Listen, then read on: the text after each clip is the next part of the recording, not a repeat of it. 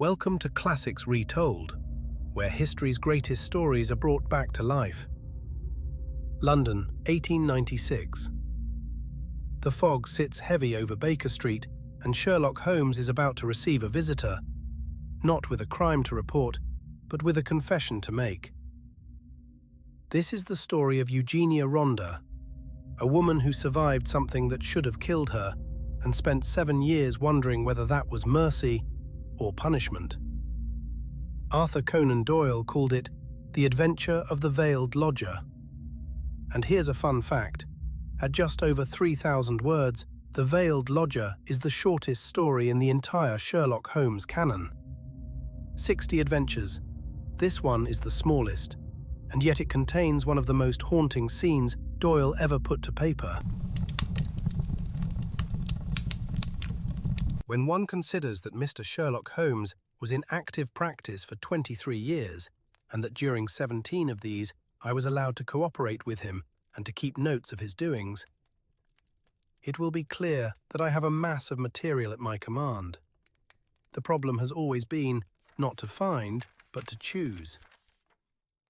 There is the long row of yearbooks which fill a shelf, and there are the dispatch cases filled with documents, a perfect quarry for the student not only of crime, but of the social and official scandals of the late Victorian era. Concerning these latter, I may say that the writers of agonized letters who beg that the honor of their families or the reputation of famous forebears may not be touched, have nothing to fear. The discretion and high sense of professional honor, which have always distinguished my friend, are still at work in the choice of these memoirs, and no confidence will be abused. I deprecate, however, in the strongest way, the attempts which have been made lately to get at and to destroy these papers. The source of these outrages is known, and if they are repeated, I have Mr. Holmes's authority for saying that the whole story concerning the politician, the lighthouse, and the trained cormorant will be given to the public. There is at least one reader who will understand. It is not reasonable to suppose that every one of these cases gave Holmes the opportunity of showing those curious gifts of instinct and observation which I have endeavored to set forth in these memoirs. Sometimes he had, with much effort, to pick the fruit. Sometimes it fell easily into his lap. But the most terrible human tragedies were often involved in those cases which brought him the fewest personal opportunities, and it is one of these which I now desire to record. In telling it, I have made a slight change of name and place, but otherwise the facts are as stated. One forenoon, it was late in 1896, I received a hurried note from Holmes asking for my attendance. When I arrived, I found him seated in a smoke-laden atmosphere with an elderly, motherly woman of the buxom landlady type in the corresponding chair in front of him. "This is Mrs. Merrilow of South Brixton," said my friend with a wave of the hand. "Mrs. Merrilow does not object to tobacco, Watson, if you wish to indulge your filthy habits. Mrs. Merrilow has an interesting story to tell, which may well lead to further developments in which your presence may be useful. Anything I can do? You will understand, Mrs. Merrilow, that if I come to Mrs. Ronda, I should prefer to have a witness. You will make her understand that before we arrive." "Lord bless you, Mr. Holmes," said our visitor. "She is that anxious to see you that you might bring the whole parish at your heels." "Then we shall come early in the afternoon. Let us see that we have our facts correct before we start. If we go over them, it will help Dr. Watson to understand the situation. You say that Mrs. Ronda has been your lodger for 7 years, and that you have only once seen her face." "And I wish to God I had not," said Mrs. Merrilow. "It was, I understand, terribly mutilated." "Well, Mr. Holmes, you would hardly say it was a face at all. That's how it looked. Our milkman got a glimpse of her once peeping out of the upper window, and he dropped his tin and the milk all over the front garden. That is the kind of face it is. When I saw her, I happened on her unawares.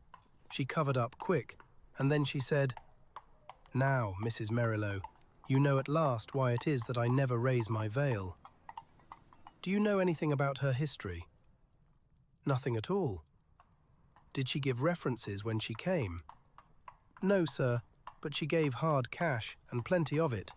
A quarter's rent right down on the table in advance, and no arguing about terms. In these times, a poor woman like me can't afford to turn down a chance like that. Did she give any reason for choosing your house? Mine stands well back from the road and is more private than most. Then again, I only take the one, and I have no family of my own. I reckon she had tried others and found that mine suited her best. It's privacy she is after, and she is ready to pay for it. You say that she never showed her face from first to last, save on the one accidental occasion. Well, it is a very remarkable story, most remarkable, and I don't wonder that you want it examined. I don't, Mr. Holmes. I am quite satisfied so long as I get my rent. You could not have a quieter lodger, or one who gives less trouble. Then what has brought matters to a head? Her health, Mr. Holmes. She seems to be wasting away, and there's something terrible on her mind. Murder, she cries. Murder! And once I heard her, "You cruel beast! You monster!" she cried. It was in the night, and it fair rang through the house and sent the shivers through me. So I went to her in the morning. "Mrs. Rhonda," I says, "if you have anything that is troubling your soul, there's the clergy," I says, "and there's the police. Between them you should get some help." "For God's sake, not the police," says she, "and the clergy can't change what is past. And yet," she says, "it would ease my mind if someone knew the truth before I died." "Well," says I, "if you won't have the regulars, there is this detective man what we read about. Begging your pardon, Mr. Holmes." And she fair jumped at it. "That's the man," says she. "I wonder I never thought of it before. Bring him here, Mrs. Merrilow, and if he won't come, tell him I am the wife of Rhonda's Wild Beast Show. Say that, and give him the name Abbas Parva. Here it is as she wrote it, Abbas Parva. That will bring him if he's the man I think he is." "And it will too," remarked Holmes. "Very good, Mrs. Merrilow. I should like to have a little chat with Dr. Watson. That will carry us till lunchtime. About 3 o'clock, you may expect to see us at your house in Brixton." Our visitor had no sooner waddled out of the room, no other verb can describe Mrs. Merrilow's method of progression, than Sherlock Holmes threw himself with fierce energy upon the pile of commonplace books in the corner. For a few minutes there was a constant swish of the leaves, and then, with a grunt of satisfaction, he came upon what he sought. So excited was he that he did not rise, but sat upon the floor like some strange Buddha, with crossed legs, the huge books all round him, and one open upon his knees. The case worried me at the time, Watson. Here are my marginal notes to prove it. I confess that I could make nothing of it, and yet I was convinced that the coroner was wrong. Have you no recollection of the Abbas Parva tragedy? None, Holmes. And yet you were with me then. But certainly my own impression was very superficial, for there was nothing to go by, and none of the parties had engaged my services. Perhaps you would care to read the papers? Could you not give me the points? That is very easily done. It will probably come back to your memory as I talk. Rhonda, of course, was a household word. He was the rival of Wombwell and of Sanger, one of the greatest showmen of his day. There is evidence, however, that he took to drink, and that both he and his show were on the downgrade at the time of the great tragedy. The caravan had halted for the night at Abbas Parva, which is a small village in Berkshire, when this horror occurred. They were on their way to Wimbledon, travelling by road, and they were simply camping and not exhibiting, as the place is so small a one that it would not have paid them to open. They had among their exhibits a very fine North African lion. Sahara King was its name, and it was the habit, both of Rhonda and his wife, to give exhibitions inside its cage. Here, you see, is a photograph of the performance, by which you will perceive that Rhonda was a huge porcine person, and that his wife was a very magnificent woman. It was deposed at the inquest that there had been some signs that the lion was dangerous, but, as usual, familiarity begat contempt, and no notice was taken of the fact. It was usual for either Rhonda or his wife to feed the lion at night. Sometimes one went, sometimes both, but they never allowed anyone else to do it, for they believed that so long as they were the food carriers, he would regard them as benefactors and would never molest them. On this particular night, 7 years ago, they both went, and a very terrible happening followed, the details of which have never been made clear. It seems that the whole camp was roused near midnight by the roars of the animal and the screams of the woman. The different grooms and employees rushed from their tents, carrying lanterns, and by their light an awful sight was revealed. Rhonda lay, with the back of his head crushed in and deep claw marks across his scalp, some 10 yards from the cage, which was open. Close to the door of the cage lay Mrs. Rhonda upon her back, with the creature squatting and snarling above her. It had torn her face in such a fashion that it was never thought that she could live. Several of the circus men, headed by Leonardo, the strong man, and Griggs, the clown, drove the creature off with poles, upon which it sprang back into the cage and was at once locked in. How it had got loose was a mystery. It was conjectured that the pair intended to enter the cage, but that when the door was loosed, the creature bounded out upon them.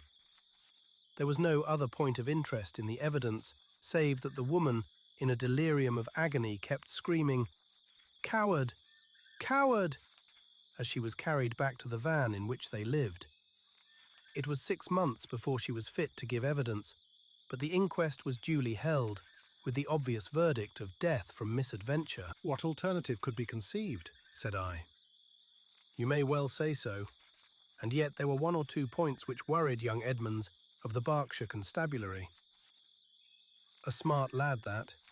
He was sent later to Allahabad. That was how I came into the matter, for he dropped in and smoked a pipe or 2 over it.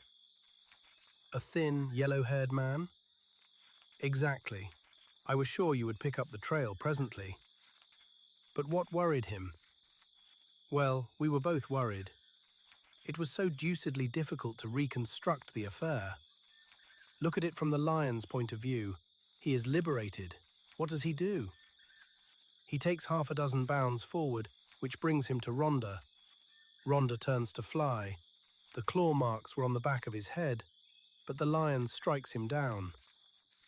Then, instead of bounding on and escaping, he returns to the woman, who was close to the cage, and he knocks her over and chews her face up. Then, again, those cries of hers would seem to imply that her husband had in some way failed her. What could the poor devil have done to help her? You see the difficulty? Quite. And then there was another thing. It comes back to me now as I think it over.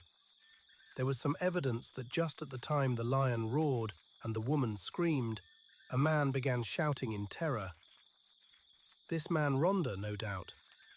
Well, if his skull was smashed in, you would hardly expect to hear from him again. There were at least 2 witnesses who spoke of the cries of a man being mingled with those of a woman. I should think the whole camp was crying out by then. As to the other points, I think I could suggest a solution. I should be glad to consider it. The 2 were together, 10 yards from the cage, when the lion got loose. The man turned and was struck down. The woman conceived the idea of getting into the cage and shutting the door. It was her only refuge. She made for it, and just as she reached it, the beast bounded after her and knocked her over. She was angry with her husband for having encouraged the beast's rage by turning. If they had faced it, they might have cowed it. Hence her cries of, "Coward!" Brilliant, Watson. Only 1 flaw in your diamond. What is the flaw, Holmes?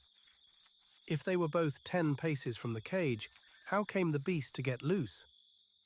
Is it possible that they had some enemy who loosed it? And why should it attack them savagely when it was in the habit of playing with them and doing tricks with them inside the cage? Possibly the same enemy had done something to enrage it. Holmes looked thoughtful and remained in silence for some moments. Well, Watson, there is this to be said for your theory. Rhonda was a man of many enemies. Edmonds told me that in his cups he was horrible. A huge bully of a man, he cursed and slashed at everyone who came in his way. I expect those cries about a monster, of which our visitor has spoken, were nocturnal reminiscences of the dear departed. However, our speculations are futile until we have all the facts. There is a cold partridge on the sideboard, Watson, and a bottle of Montrachet. Let us renew our energies before we make a fresh call upon them. When our hansom deposited us at the house of Mrs. Merrilow, we found that plump lady blocking up the open door of her humble but retired abode.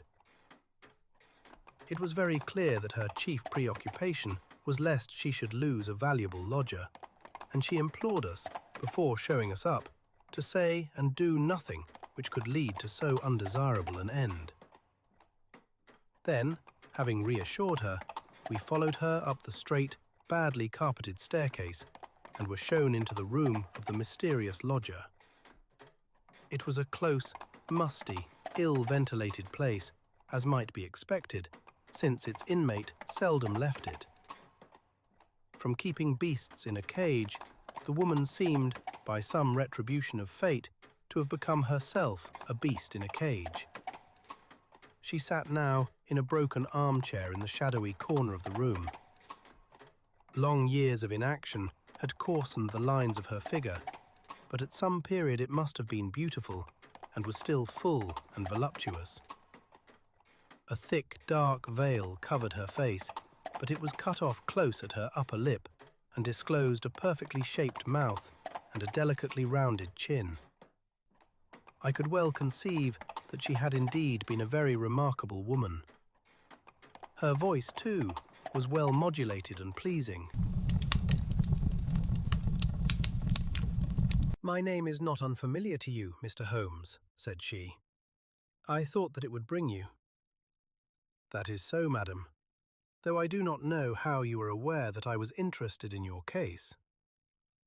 "I learned it when I had recovered my health and was examined by Mr. Edmonds, the county detective. I fear I lied to him. Perhaps it would have been wiser had I told the truth." "It is usually wiser to tell the truth. But why did you lie to him?" "Because the fate of someone else depended upon it. I know that he was a very worthless being, and yet I would not have his destruction upon my conscience. We had been so close, so close." "But has this impediment been removed?" "Yes, sir. The person that I allude to is dead." "Then why should you not now tell the police anything you know?" "Because there is another person to be considered. That other person is myself. I could not stand the scandal and publicity which would come from a police examination. I have not long to live, but I wish to die undisturbed. And yet I wanted to find one man of judgment to whom I could tell my terrible story, so that when I am gone, all might be understood." "You compliment me, madam. At the same time, I am a responsible person. I do not promise you that when you have spoken, I may not myself think it my duty to refer the case to the police." "I think not, Mr. Holmes. I know your character and methods too well, for I have followed your work for some years. Reading is the only pleasure which fate has left me, and I miss little which passes in the world. But in any case, I will take my chance of the use which you may make of my tragedy. It will ease my mind to tell it. My friend and I would be glad to hear it." The woman rose and took from a drawer the photograph of a man. He was clearly a professional acrobat, a man of magnificent physique, taken with his huge arms folded across his swollen chest and a smile breaking from under his heavy moustache. the self-satisfied smile of the man of many conquests. "That is Leonardo," she said. "Leonardo, the strong man, who gave evidence." "The same. And this is my husband." It was a dreadful face, a human pig, or rather a human wild boar, for it was formidable in its bestiality. One could imagine that vile mouth champing and foaming in its rage, and one could conceive those small, vicious eyes darting pure malignancy as they looked forth upon the world. Ruffian, bully, beast, it was all written on that heavy-jowled face. Those two pictures will help you, gentlemen, to understand the story. I was a poor circus girl brought up on the sawdust and doing springs through the hoop before I was 10. When I became a woman, this man loved me, if such lust as his can be called love, and in an evil moment I became his wife. From that day I was in hell, and he the devil who tormented me. There was no one in the show who did not know of his treatment. He deserted me for others. He tied me down and lashed me with his riding whip when I complained. They all pitied me, and they all loathed him, but what could they do? They feared him, one and all, for he was terrible at all times and murderous when he was drunk. Again and again he was had up for assault and for cruelty to the beasts, but he had plenty of money and the fines were nothing to him. The best men all left us, and the show began to go downhill. It was only Leonardo and I who kept it up, with little Jimmy Griggs the clown. Poor devil, he had not much to be funny about, but he did what he could to hold things together. Then Leonardo came more and more into my life. You see what he was like. I know now the poor spirit that was hidden in that splendid body, but compared to my husband, he seemed like the angel Gabriel. He pitied me and helped me, till at last our intimacy turned to love, deep, deep, passionate love, such love as I had dreamed of but never hoped to feel. My husband suspected it, but I think that he was a coward as well as a bully, and that Leonardo was the one man that he was afraid of. He took revenge in his own way by torturing me more than ever. One night my cries brought Leonardo to the door of our van. We were near tragedy that night, and soon my lover and I understood that it could not be avoided.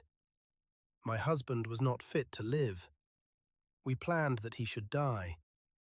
Leonardo had a clever, scheming brain. It was he who planned it.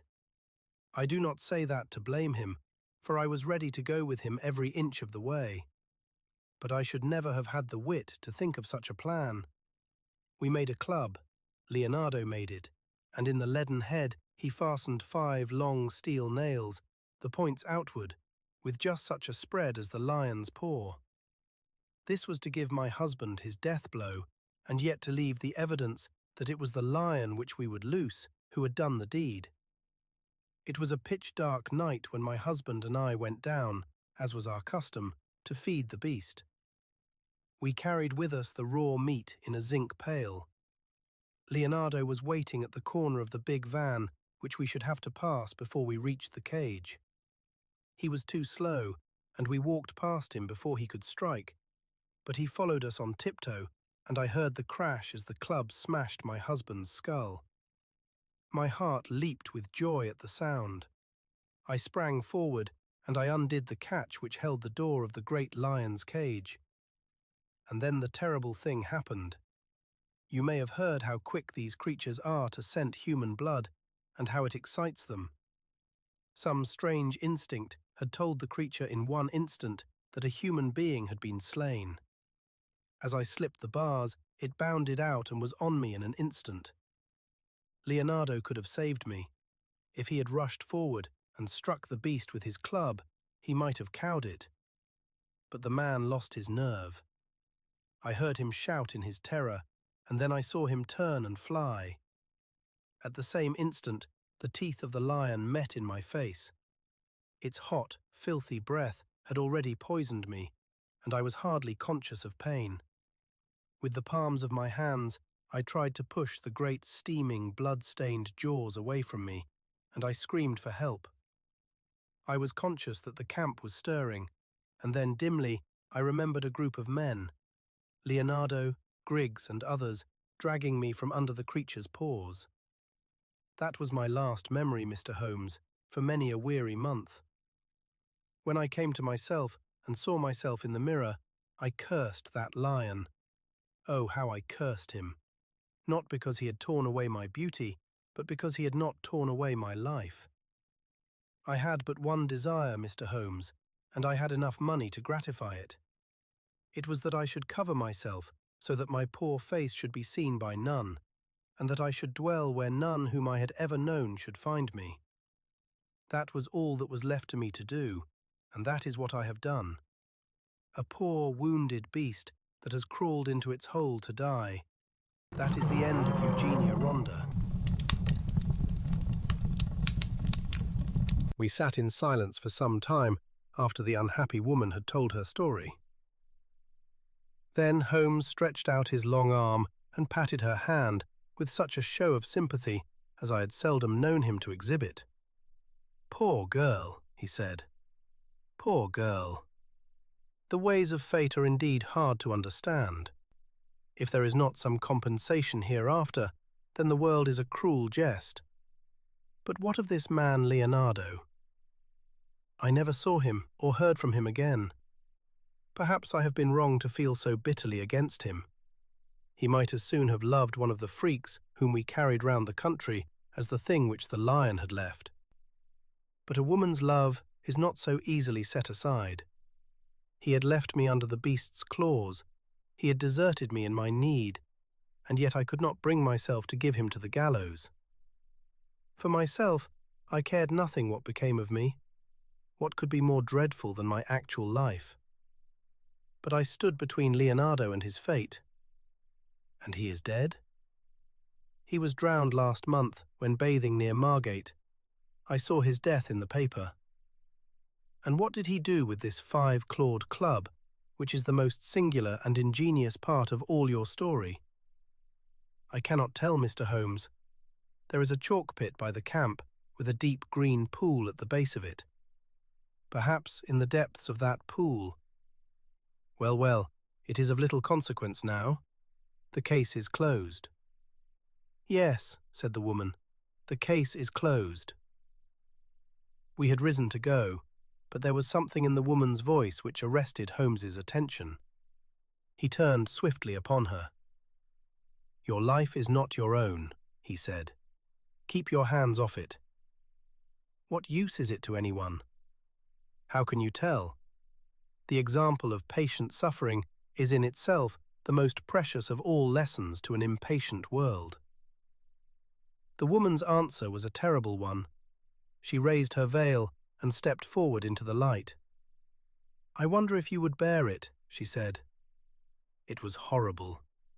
No words can describe the framework of a face when the face itself is gone. 2 living and beautiful brown eyes, looking sadly out from that grisly ruin, did but make the view more awful. Holmes held up his hand in a gesture of pity and protest, and together we left the room. 2 days later, when I called upon my friend, he pointed with some pride to a small blue bottle upon his mantelpiece. I picked it up. There was a red poison label.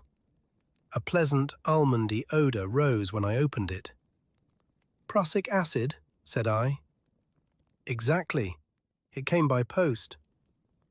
I send you my temptation. I will follow your advice. That was the message. I think, Watson, we can guess the name of the brave woman who sent it.